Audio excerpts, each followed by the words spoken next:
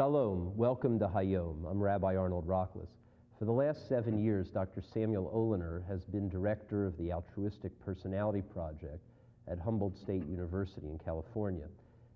He's asked through his interviewers 700 rescuers and non-rescuers of Jews during the Holocaust what it was that made them act in the way they did. Why did ordinary men and women risk their lives to save those who were defined by Nazi law as radically other, as alien? What was it about their upbringing, about their value system, that made them act differently than so many of their fellow countrymen and women?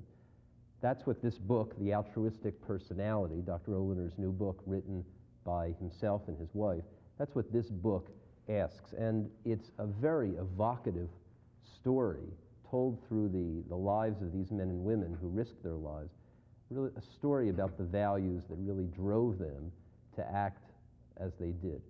So we're going to talk about that today. We're going to set the historical record straight to show that there was hope during the Holocaust, even if it was small and not enough. And at the same time, we're going to ask, what are the implications for our own humanity and for the raising of our own children and the teaching of our students? How can we make them not just ordinary, but make them heroic when necessary? It's my pleasure to have Dr. Oliner here today. Thank you for being here. I want to ask you about what motivated you to spend all these years on this research, on this book, on this project. Well, first, there are several reasons, but the first reason I would mention and stress is that I myself was rescued by one of those wonderful, heroic human beings when they, in August 14th of 1942, when the Nazis decided to exterminate our particular ghetto, and they managed to exterminate everyone that in the ghetto. And my mother's last words to me were to run and hide and save myself, and so I could be a witness for the future. And that's exactly what happened. Her prophetic words were that I managed to survive. Now, how did I survive? I survived by going to a kind of state of trance and fright and fear to a woman that I've known, that my family knew before the war. And she was instrumental, risked her life, instrumental to save me.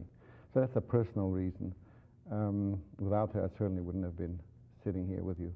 There are other Jews, obviously, who were rescued by non-Jews during the Holocaust, and yet, although they're appreciative, no doubt, they haven't really made it their life's work, their life's mission. So what do you think it was that made you dedicate so much of your life to this issue of altruism and to rehabilitating the memory of the rescuers?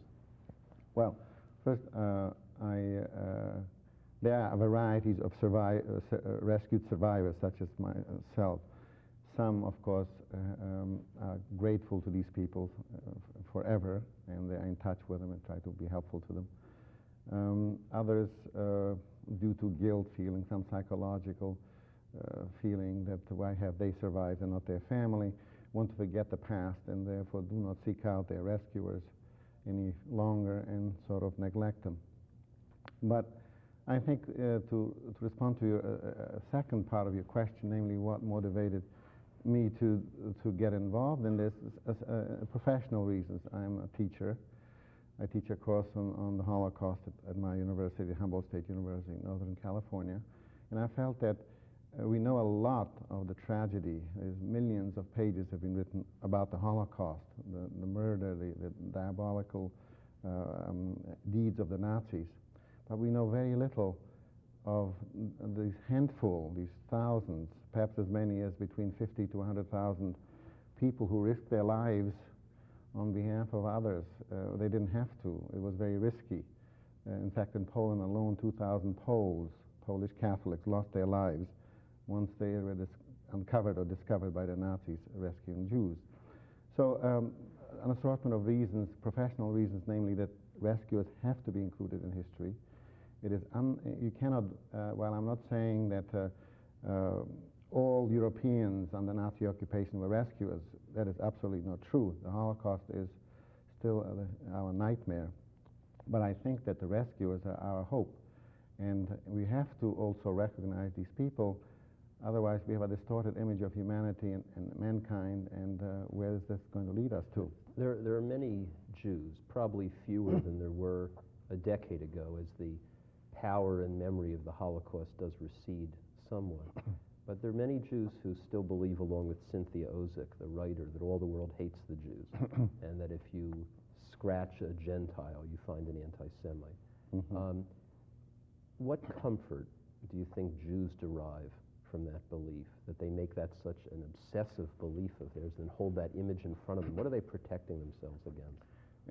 A very interesting question. Rabbi Schulweis, Harold Schulweis, a friend who we also know, has asked the same question. Many Jews believe when you scratch a Christian, you find an anti-Semite. I think that's patently false. I also feel that it leads us, it is a destructive kind of process. If we assume this kind of, if we define all our Christian friends and brothers as enemies, anti-Semites, then we'll start believing that, and we'll separate and segregate ourselves from them. What do you think the emotional investment, though, is? That, I mean, I wouldn't say the majority of Jews feel that, but those Jews who do hold it as a very strong pillar. Well, we must understand why they do it, and we must approach them and try to dissuade them from that. The reason why they do it is because they have pain.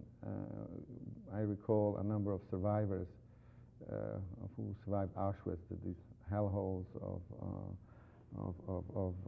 the situation of World War II, feel that they were that the world were bystanders, and indeed many of them, much of the world were bystanders. Under Nazi occupation, there were 300 million people living, 300 million people, and most of them were bystanders. Now, what does that mean? That means simply that these people decided that they didn't want to get involved. They had their own personal reasons, such as fear and discomfort and whatever. So I can see why these people feel this resentment, and they get something out of it. I don't know. I don't think it's healthy what they get out of it, by constantly saying the world is our enemy and all Christians are not wishing us well. It is patently false. In your study, you have discovered at least 3 different types of rescuers. Can you tell us about those 3 types and how they break down percentage-wise? Okay.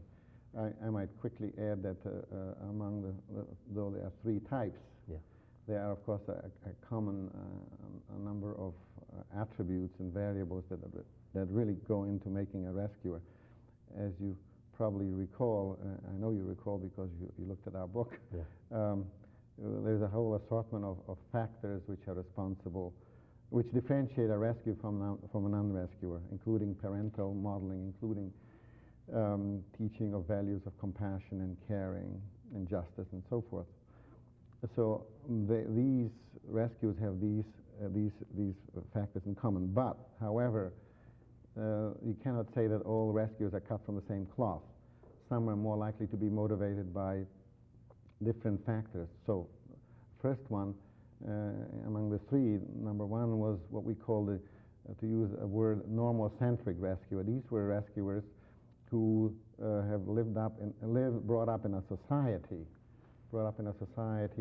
their own churches or their own groups who have taught them the notion that it is, they ought to save Jews because it's the Christian thing to do.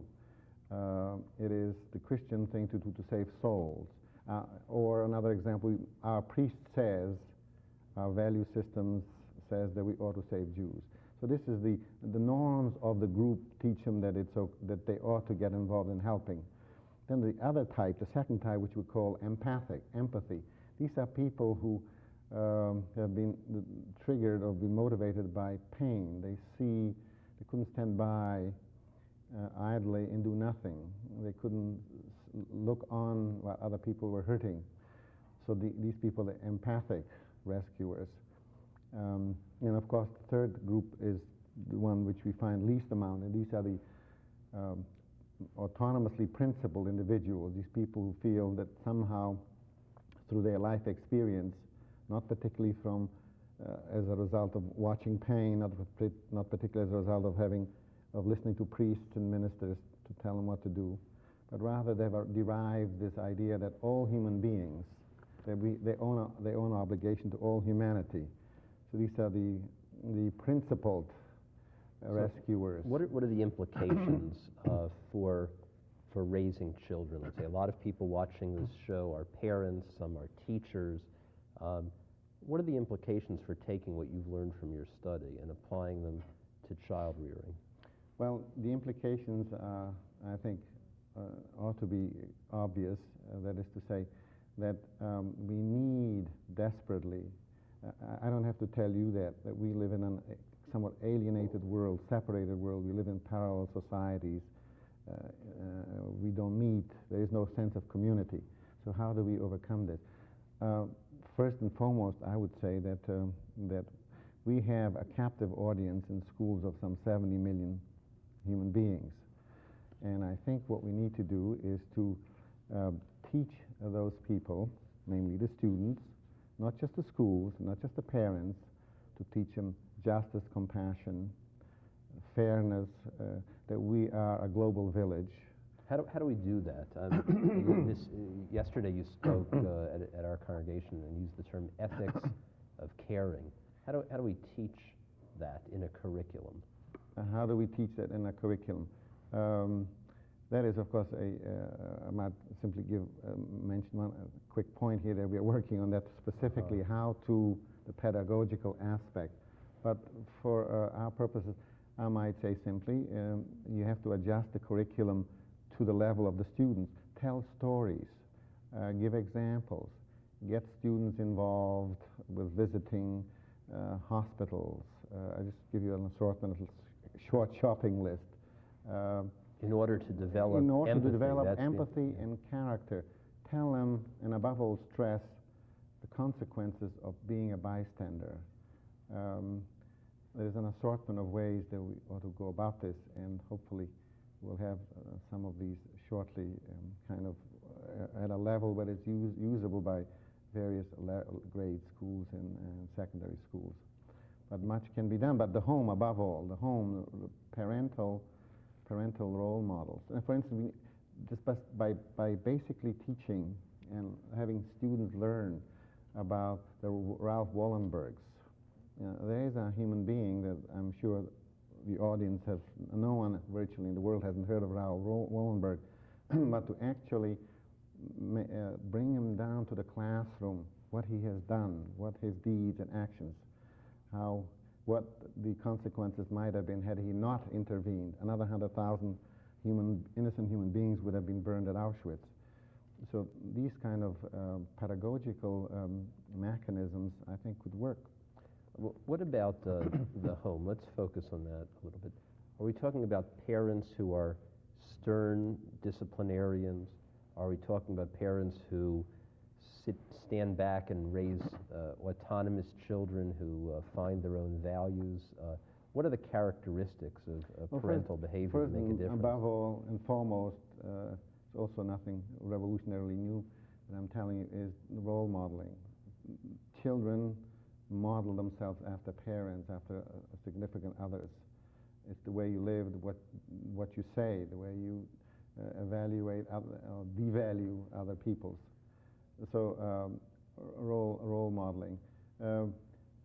But as I said, also teaching them specifically, what does it mean to love?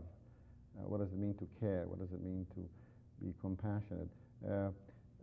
So I think that the home is vitally important, but as also not just what parents do, but also what teachers do, what bus drivers do, what the institution of higher education, or just all educational institutions. And by the way, what the churches do, the churches and synagogues and clergy does. Because I don't think we can pin everything on parents alone. It's too much of a weight to carry. So. And one key is this sense of belonging to a moral community, so that a church or a synagogue or a club or an organization can function in that way as well. Absolutely. I believe that ecumenicity, interfaith contacts, I think what you are doing is I'm very proud of what you're doing in terms of ecumenicity in your own congregation. Thank you. And so I think that much must be done. It must be done right now. We cannot leave it. We can't just talk about it. That's the issue. We cannot talk about this. We have to get involved. One other point that I might mention in this regard to what parents can do. For instance, one of the important findings we felt, which differentiated rescuers from non-rescuers, is the idea of discipline. Discipline in terms of upbringing. Parents, all parents, most parents discipline their children because children do have a tendency of doing something wrong, misbehaving. So it's the way you discipline your children. There's some studies that have shown that if you speak to and reason with and explain the consequences of the child's action. John, you've just offended somebody. Karen, you have just smashed somebody's window.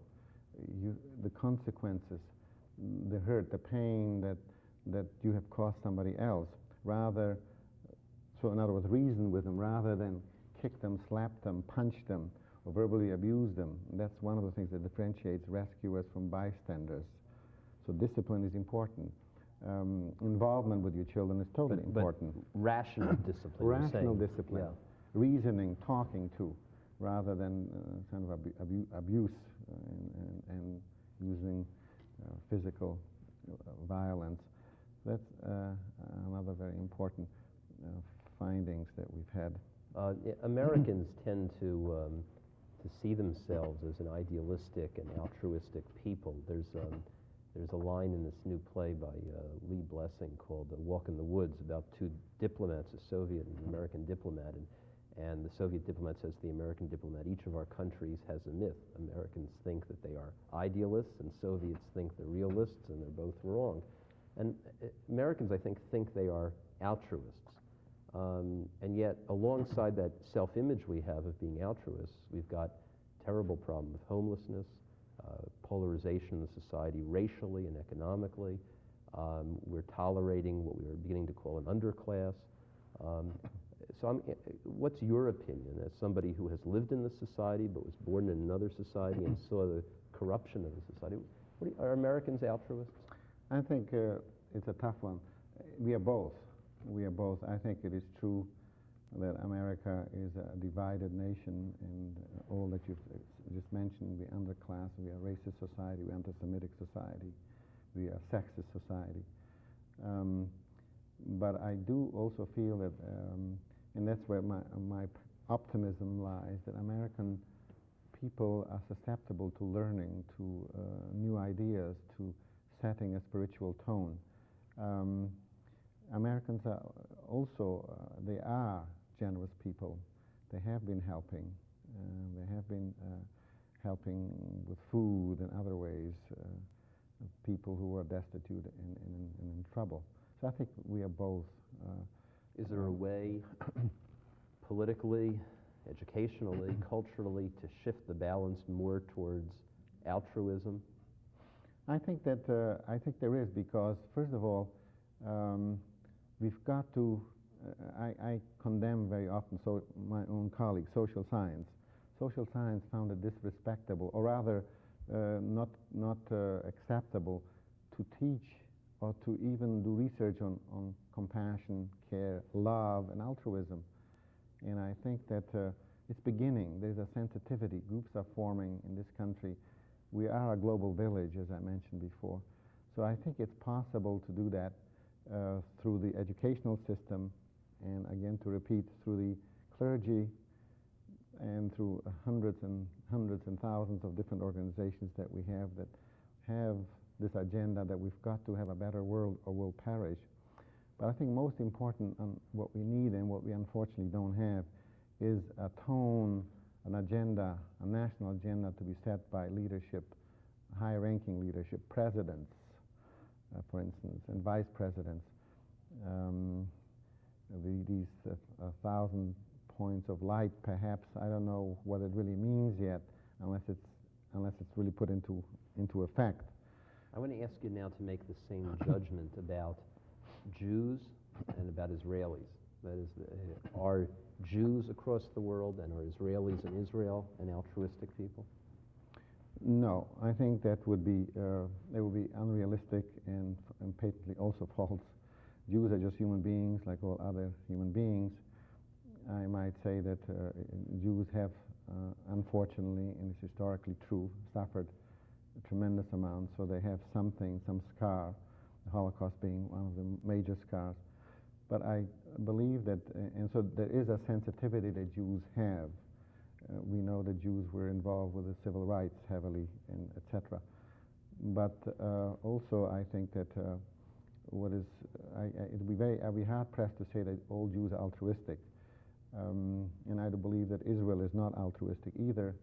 Israel is a nation which is tragically surrounded by real enemies, and when you try to look out for number one,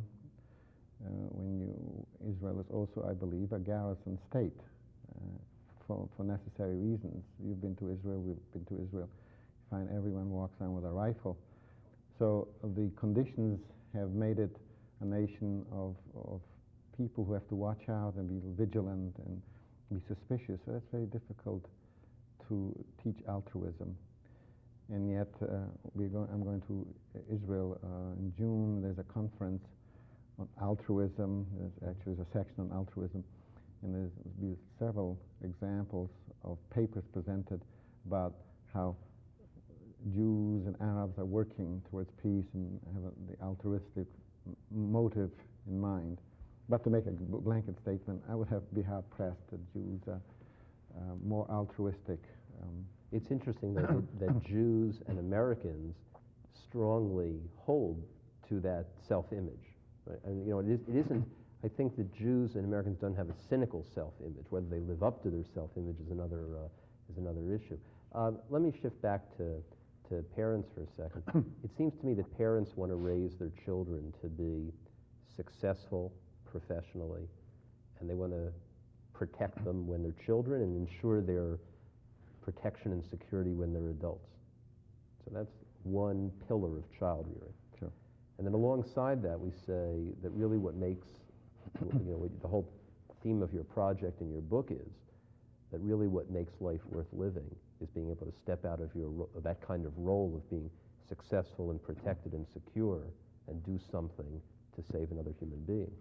Do you think that parents might in fact be ambivalent about trying to raise heroes because it thwarts the feeling of wanting to protect their children throughout their future adulthood?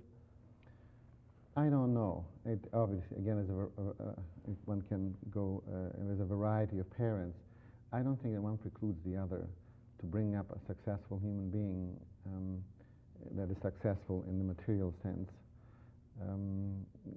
you can also bring up a human being at the same time, simultaneously, to be an ethical person, ethical, compassionate person.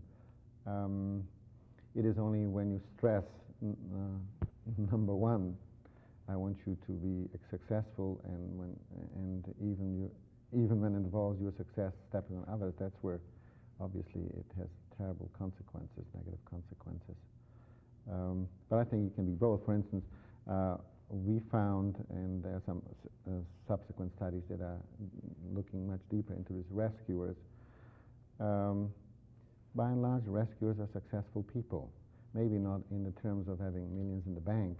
In fact, there are a lot of poor rescuers, but they're successful emotionally.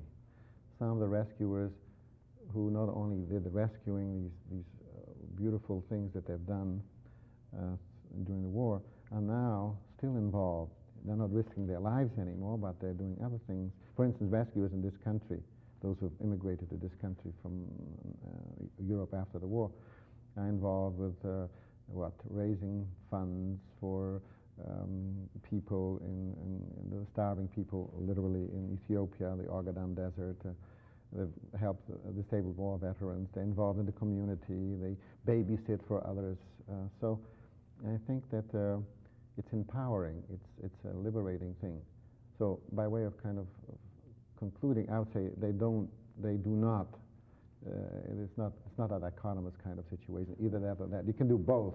Last year I had a Jew who was rescued by a priest and a non-Jew who was a rescuer on this show. And what struck me was how self-effacing and humble this woman, Nini Blinstrud, psychotherapist in Glencoe, was. And is that characteristic of the rescuers, that they really they say, I'd do it again, and it wasn't such a big deal, Yes. and Yes. don't make me a hero. That's right. Absolutely, absolutely. We found this in the some 700 rescuers that we have, even though we have reported only 400 some odd in the book. This is uniformly true, that they're very modest people. And also, I think what's vitally that we perhaps stress here is that altruism is attainable by all people. This is you don't have to be a superhero, extraordinary person, a man walking in and riding on a white horse. He comes and cleans out the town, saves the world. These are ordinary people who are products of a moral background, products of a home which entertained, and as I again said before, modeled morality and compassion and ethics, obligation, friendship, for instance. People who were brought up as young rescuers, who were brought up, they had friends from different diverse groups, different religious groups. They had Jewish friends, they had gypsy friends. They felt more similar to all other human beings. What do we Jews owe to the honor and eventually to the memory of these rescuers? We have not talked about them enough until now. That's clear. We have an Avenue of the Righteous at Yad Vashem, at the Holocaust Memorial in Jerusalem. We have an Avenue of the Righteous Park in Evanston.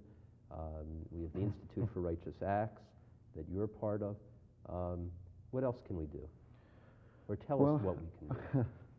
What else can we do? Well, first, I think that it is important that we keep gathering stories of these people, the true, authenticated stories of these people, because they're dying out.